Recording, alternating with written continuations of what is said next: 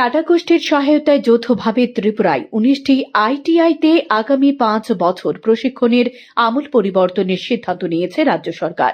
তাতে টাটা গোষ্ঠী ৮৬% এবং ত্রিপুরা সরকার ১৪% ব্যয়ভার বহন করবে।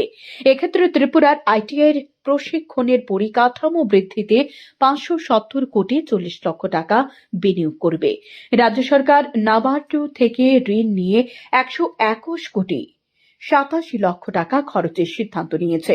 আজ সচিবালয়ে প্রেস কনফারেন্স হলে মন্ত্রিসভার এই সিদ্ধান্তের বিষয়ে বিস্তারিত জানিয়েছেন পরিবহন মন্ত্রী সুশান্ত চৌধুরী।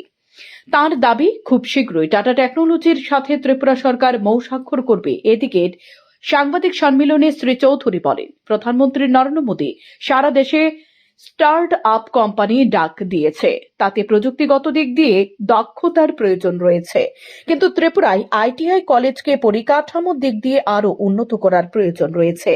তাই টাটা গোষ্ঠীর সহায়তায় যৌথভাবে ত্রিপুরায় ১৯টি আইটিআইতে আগামী ৫ বছর প্রশিক্ষণের আমূল পরিবর্তনের সিদ্ধান্ত নিয়েছে রাজ্য সরকার।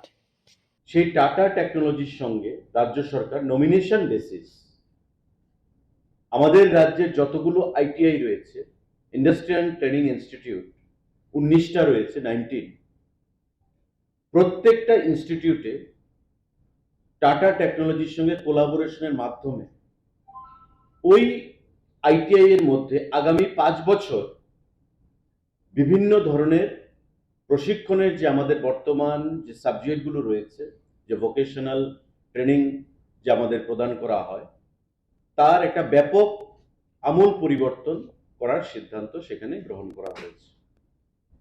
এতে করে আমাদের বিভিন্ন যে ট্রেড বা ডিসিপ্লিন, তার একটা দীর্ঘদিন ধরে একটা সিস্টেমে চলে আসছে, কিন্তু সারা দেশে বর্তমানে আমাদের প্রধানমন্ত্রী মোদীজির নেতৃত্বে উনি যে ডাক দিয়েছেন যে স্টার্ট আপ, স্ট্যান্ড আপ, আমাদের made in India, make in India, এই যে জিনিসগুলো, সেগুলো করতে গেলে স্কিলড আমাদের টেকনিক্যাল পার্সন প্রয়োজন।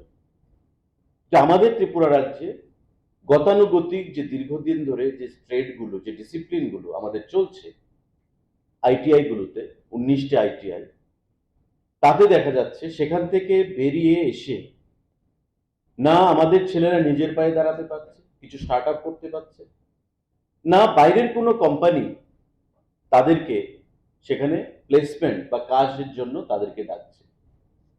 সেই জিনিসটা মাথায় রেখে তার আগে এমন অনেক রাজ্য রয়েছে যারা টাটার সঙ্গে সেখানে কোলাবোরেশন করেছে, যেমন কর্ণাটকা, তামিলনাড়ু, আসাম, গোয়া, উত্তরপ্রদেশ, বিহার এবং তেলেঙ্গানা।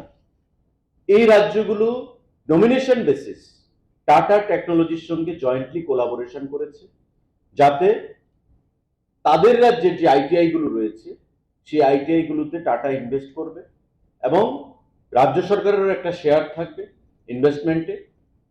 দুজনে যৌথভাবে জয়েন্টলি পরিকাঠামোগত উন্নয়ন করবে এবং উন্নয়নের মাধ্যমে নতুন নতুন টেকনোলজিক্যাল বা নতুন নতুন মেশিনপত্র ব্যবহার করে বহির্রাজ্যে যখন পাস করে বেরোবে, পাস আউট স্টুডেন্টস যারা থাকবে, তাদেরকে যারা নিজের পায়ে নিজে স্টার্ট আপ করতে চাইবে, ব্যবসা করতে চাইবে, করবে।